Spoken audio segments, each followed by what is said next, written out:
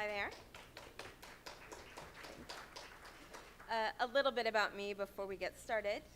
I am co-founder and CMO of Gemini Hive, which is a boutique investment advisory and consulting firm focused on helping small social and social mobile game companies get started and find growth, and specifically focusing right now on the free-to-play space.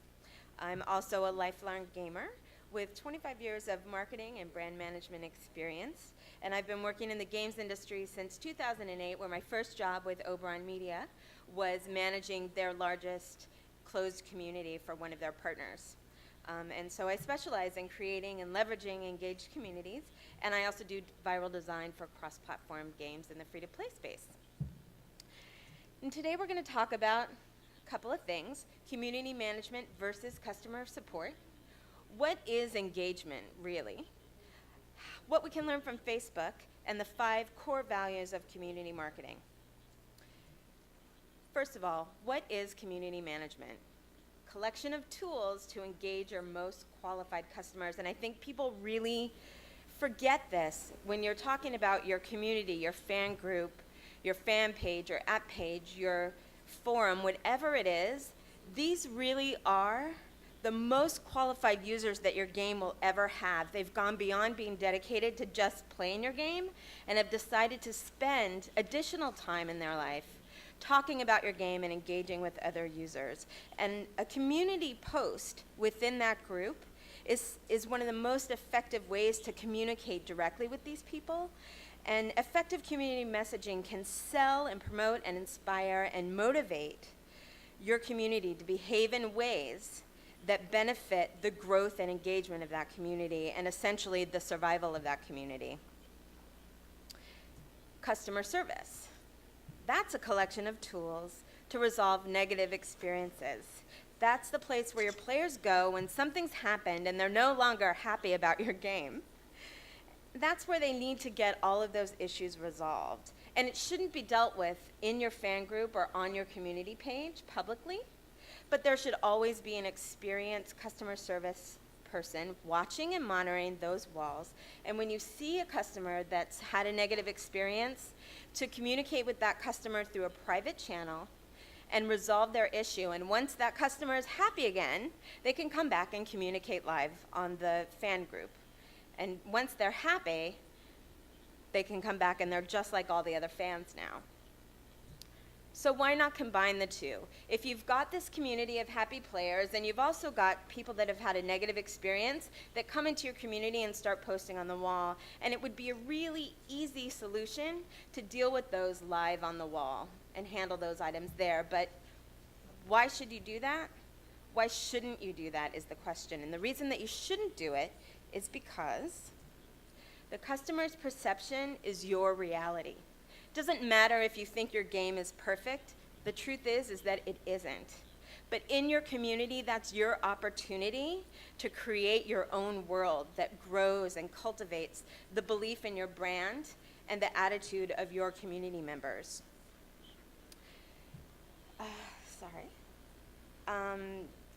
If you've got a member who's had a negative experience and they're posting on your page,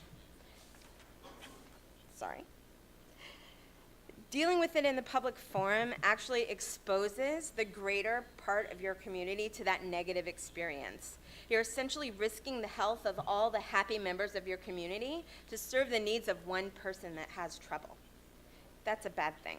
I don't know why you would want to bring people with a negative attitude and taint the attitude of your hundreds and hundreds and hundreds of happy community members.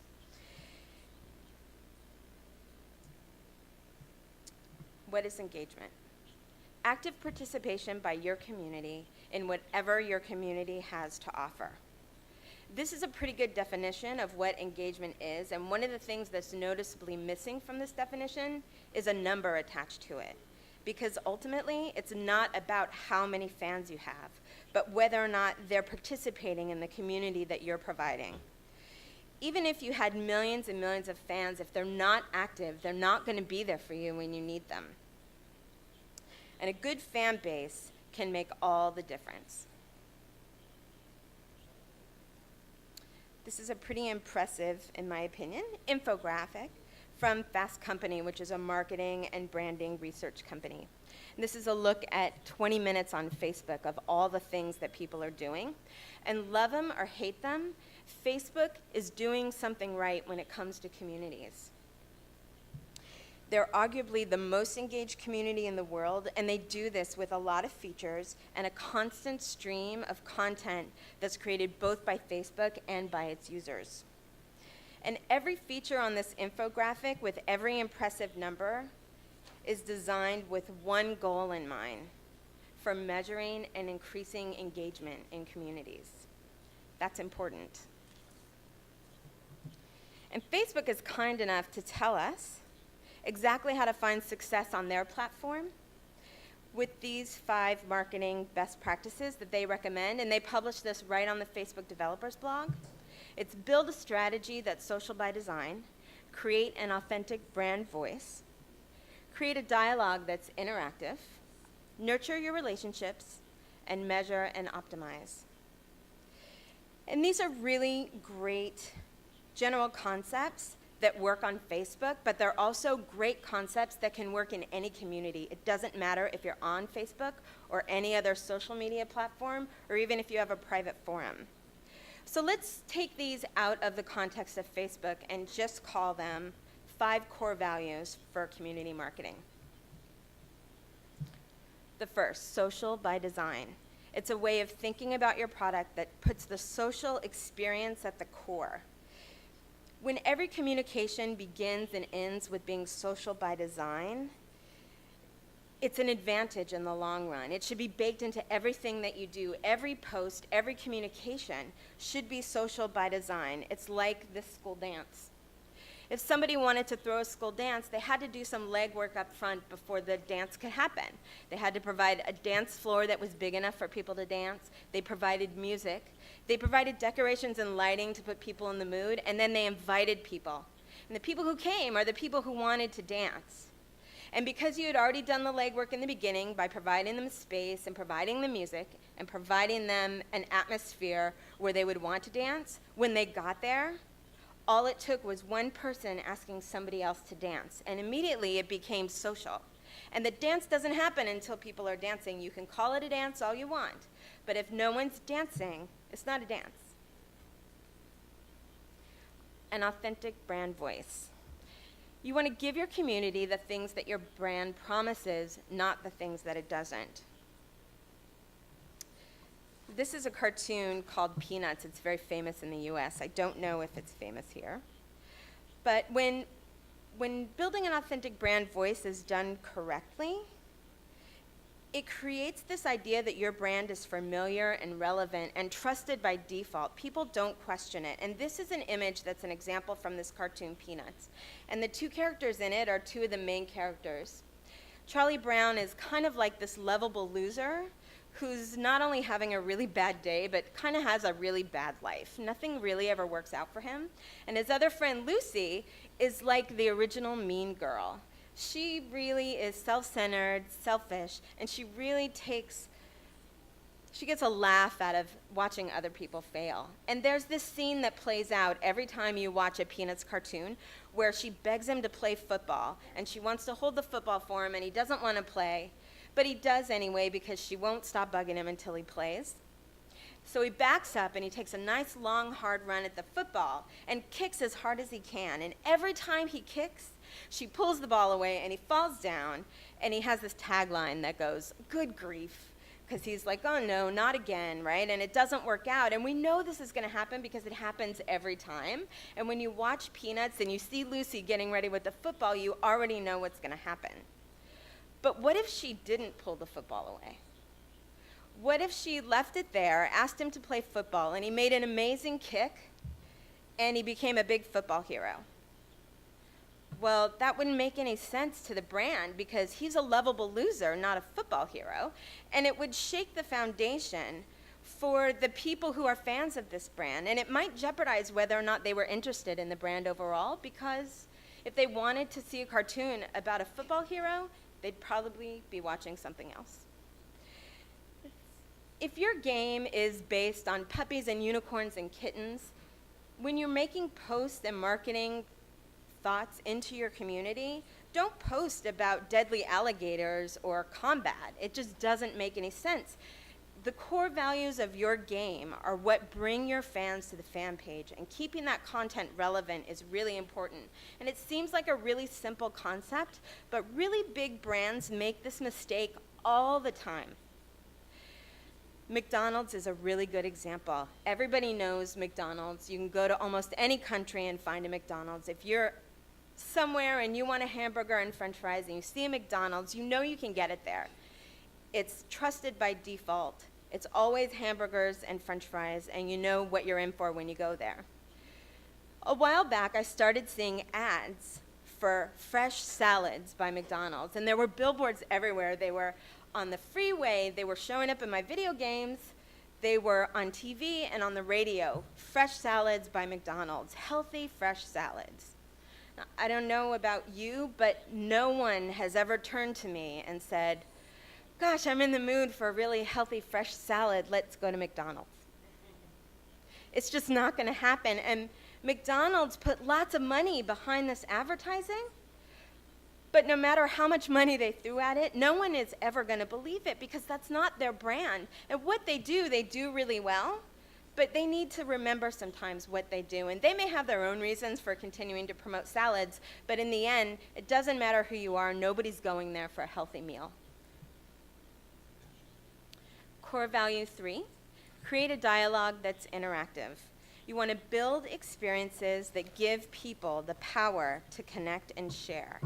Engaging in a two-way conversation is how people communicate and express their identities in communities, and it's how they receive feedback from other like-minded people within the community.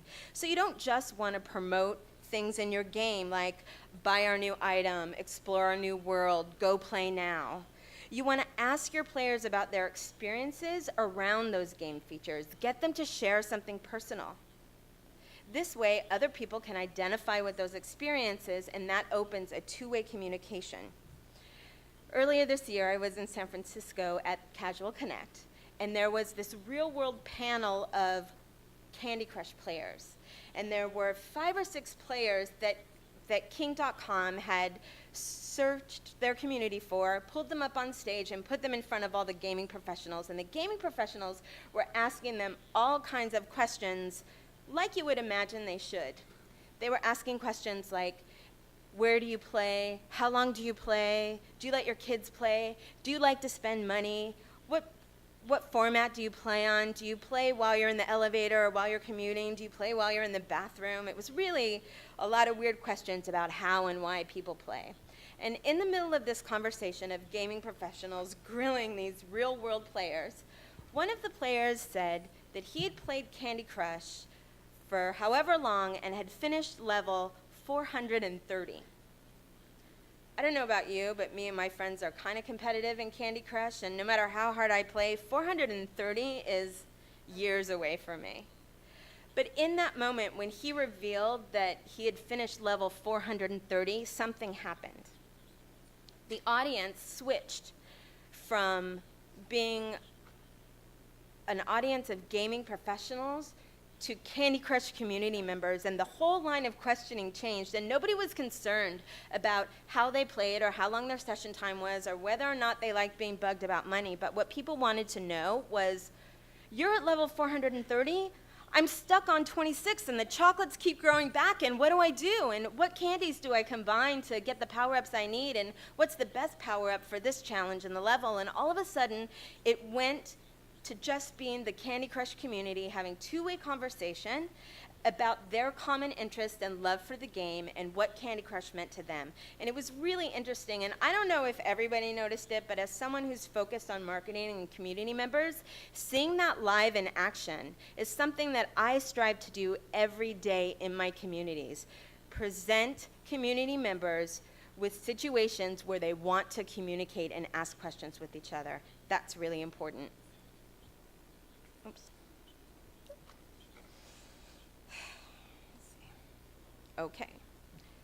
Core value number 4, nurture your relationships. I don't know if you can see a lot of what's on this infographic, but I will tell you that after the show, all of these decks will be uploaded to the website, and you can pull them up on your own computer and print them out and find out a way to read all this information. And this particular infographic is from a company called Snap Retail.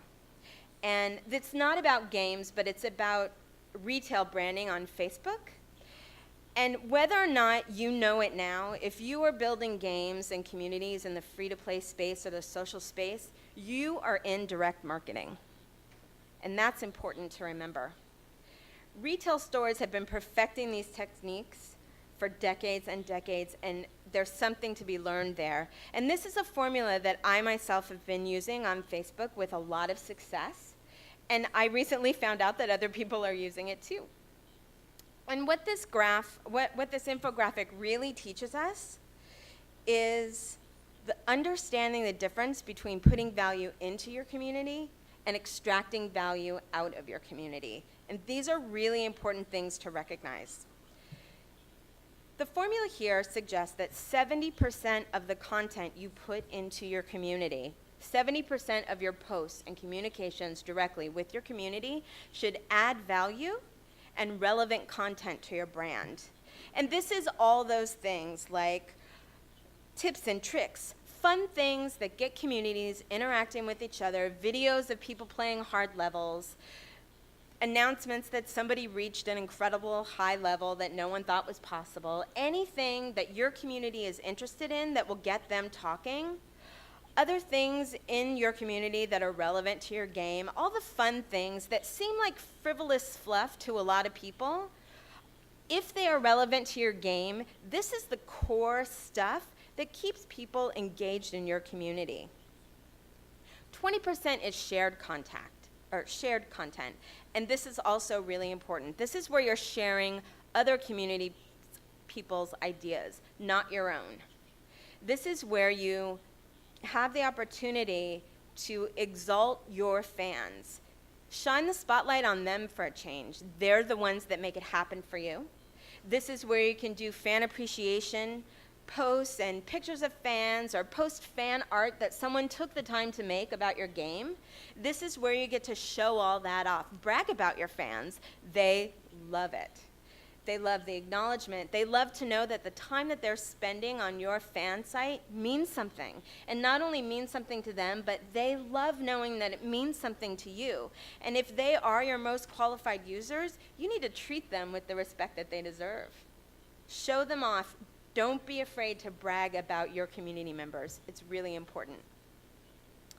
10% is promotional content.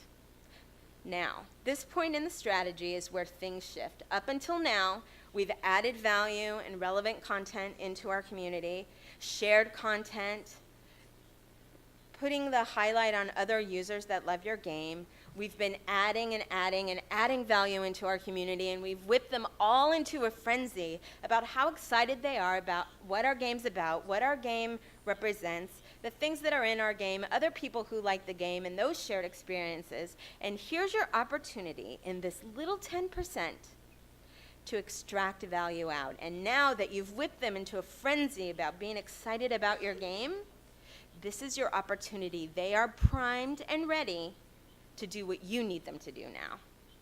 And it doesn't matter if it's play our game, buy our new things, take our survey, whatever it is that you want to promote about your game, you want to make sure that you're not spending all of your time with your fans asking them to do stuff.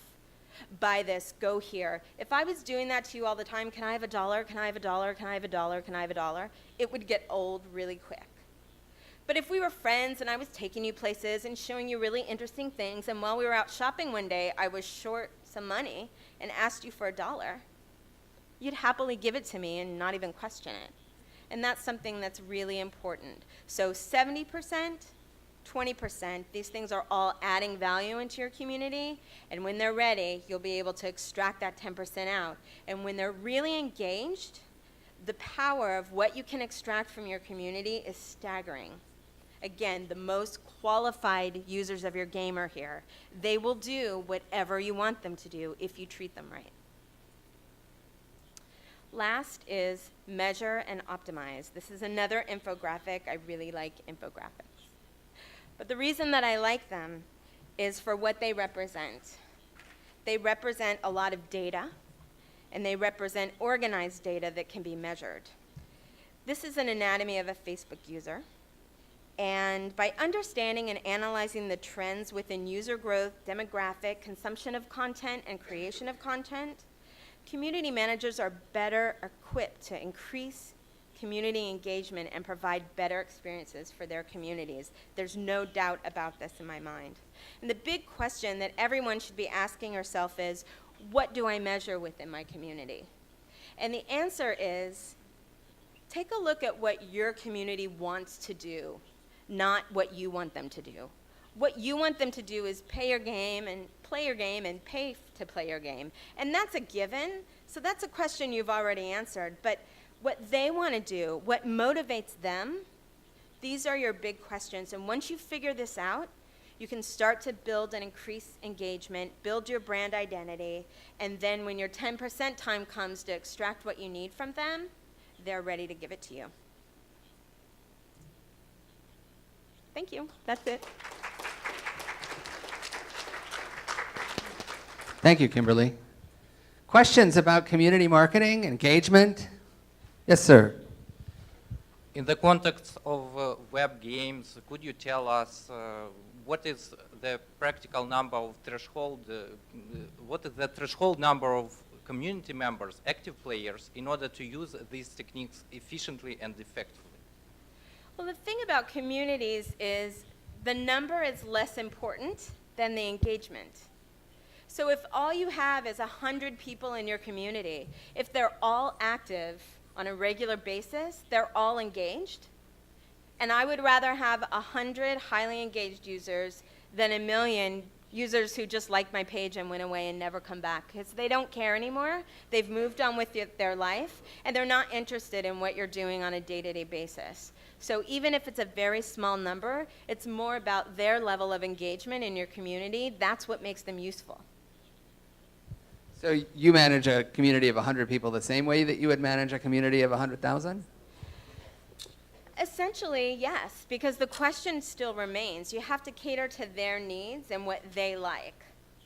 And so you may not post as often or as frequent, and you may be a little more conservative about that 10% that you extract out. But if you're doing the legwork up front, where you're building the community, engaging them with relevant content and growing your community, if you're doing all those things right, it's not going to stay small very long. And you'll continue to grow and engage those members. Other questions? I'm wondering when you know that it's time to extract value. I mean, when do you know that it's okay to start asking your players to do what you want them to do? When you feel that the majority of your community is engaged, when you can make a post and immediately people are commenting and sharing and liking, or whatever the tools are that your community has at its disposal, you'll know, because they'll be there. And sometimes you have to experiment. And maybe the first thing that you ask them to do is not spend $100, but just go take a look at our new level. You don't have to start with asking them for money. If they get there, that's half the battle. Spending the money will come later if your game has great content and constant updates and iterations. That's going to help. But by testing the waters on smaller promotions with a smaller community, it's a really good place to start. And then you can grow what you ask for later on when you've got proof that everyone's engaged and that you can move the needle when you extract something. If you're asking people for something and nothing's happening, it's too soon or they're not ready.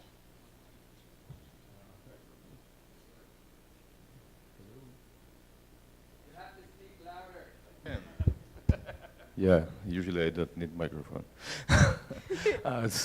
First of all, thank you, Kimberly, for the great presentation. It's very interesting. So, and I have a question. You said that it's very important to divide, your community page from your customer support. And how is the easiest way? What is the right way how to do this? Because you know that usually people just come into your page and post some not very good posts. And all of your community can see this. Can see that. Well, if you have an experienced customer service team, what you want is you want to immediately get that user's information to your customer service team, and you want that customer service team to contact them privately, not publicly. Then once the problem is resolved, you can do a bit of marketing spin on your own. You can post back on the original post where they were dissatisfied and say, I'm so glad everything's fixed. I hope you're happy. If you need anything else, contact us again at this link. Give them a direct link. And if you start to build that habit within your community, they'll know that when they have a problem, they go to your community link or your customer service link rather than just posting it on the page. Because they'll learn that anytime they start to post on the page, the only response they're going to get is, you have a problem, we're so happy to help. Contact us at this link.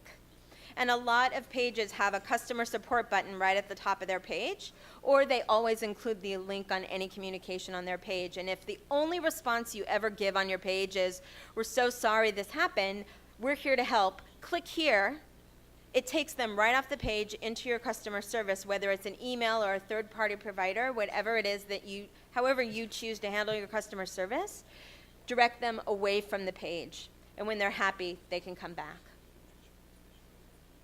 I think we have time for one more question. Well, then I have a question for the audience. How many people in this room work for a company that do active community management and active community marketing outside the game? That's more than I expected. Thank you very much, Kimberly.